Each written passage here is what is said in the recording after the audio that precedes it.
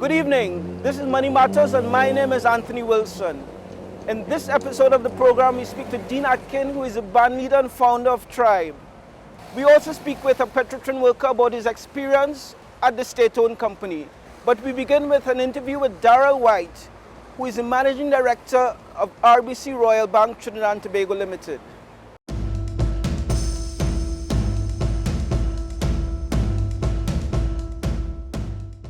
How has RBC Trinidad and Tobago performed in the 2016 fiscal year?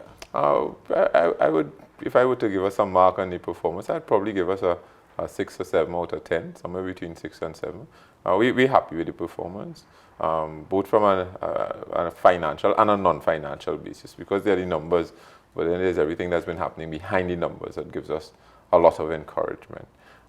If you wish I could speak specifically to those, but I'll be guided by you. Yeah, the financials. Yeah. Obviously, the bank took a lot of sacrifice in the previous financial year in order to achieve a result. What were those sacrifices? Well, in the previous years, and it wasn't last year only, if you look at the years running in, we typically have some swings, I would say. Sometimes we would have some staff-related matters and expenses they would have, so you'd have seen that number going up a bit. Post-retirement benefit payments that were due to staff. Obviously, we would have made significant provision in some of the last few years as well, that again would have impacted on results. I think those were some of the things, again, certain operational expenses that we had inside there, believe it or not, even some large provisioning because of fraud, which will fall under the operational risk.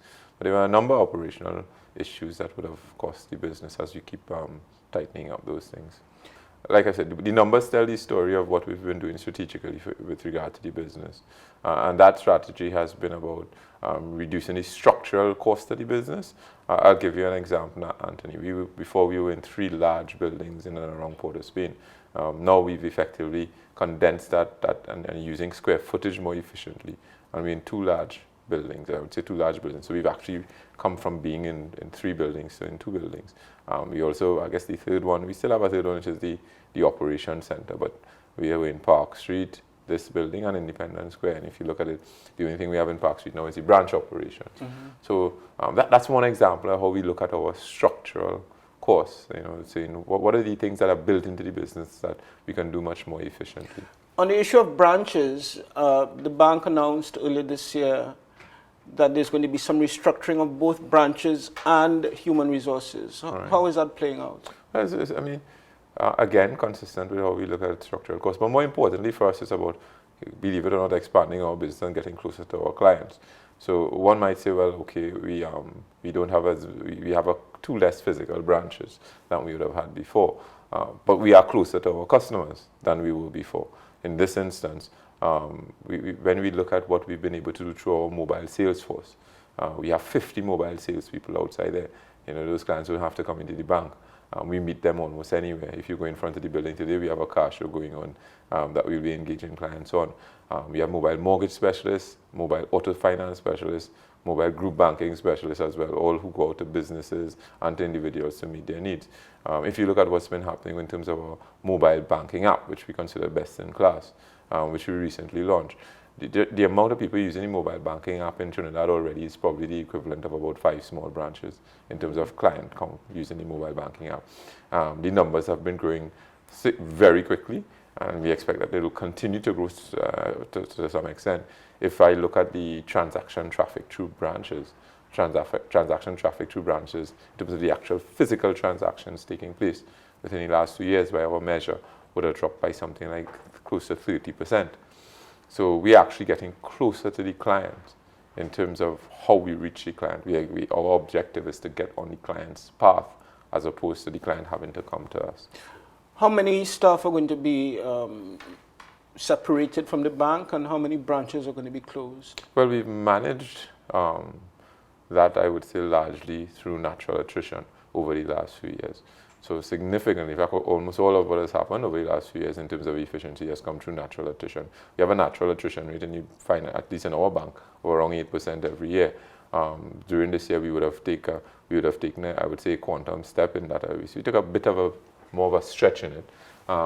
We expect to have efficiency improvements in the numbers, probably of about 100 plus staff in terms of the actual efficiency, and that we are achieving has been well reported by a voluntary separation package, which gives staff the opportunity to basically say, this might fit with them nicely. And then again, we insist, or should I say, we would always treat with staff with dignity and fairness in those conversations. And how many branches are going to be closed? We have already disclosed that the Carlton Center branch has been absorbed. And the thing is, I like to say absorbed into the branch network. Sometimes officially we might say, well, it's been absorbed into High Street branch, but not really. It's been absorbed into the network because those clients bank in any of the other 21 plus branches that we have around the country. The other one that we would have announced recently would have been the Chagaramas branch. But by the way, from time to time, we'll continue to look to see how we could be more efficient in reaching our clients. But at this point in time, those are the ones we've announced. Do you think that these restructurings that have taken place in the bank have affected the perception by the public of the bank? I guess it's how it's sold. You'd get mixed feedback. This is a time, and interestingly enough, if you look at bank shares or companies generally on international markets, and I know, Anthony, you follow the international markets, most times when a company proactively announces that it's doing something to make its business more efficient, certainly the investing public appreciates it, and quite often the customer as well appreciates it. We are about building a strong and sustainable business for the future. I asked myself, had we not taken the decisions we took in terms of streamlining our business that really started in play over 3 to 4 years ago, where would we have been when this slowdown had hit us? As opposed to the slowdown hitting you and you then look back and say, well, oh my goodness, and I can only now do something when I'm in the throes of a slowdown. Generally, are compensation costs for banks in Trinidad and Tobago out of line with the performance of the economy?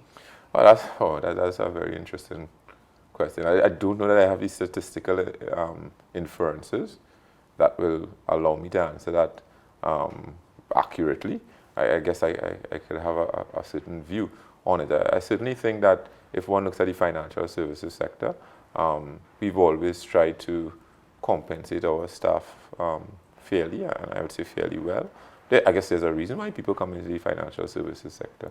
One of the things I always joked about is being in the financial services sector. I never had to wonder if my salary would be in my account when I checked every month, and I expected it would be there. But we look at what's happened in the energy industry, the well-publicized Petrotrin strike. There are lots of things that set benchmarks for salaries in the economy.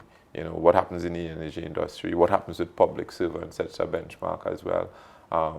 The financial services, let's remember, still contributes, well, it used to contribute up to 15% of GDP. Now it's probably more given the contraction in the economy.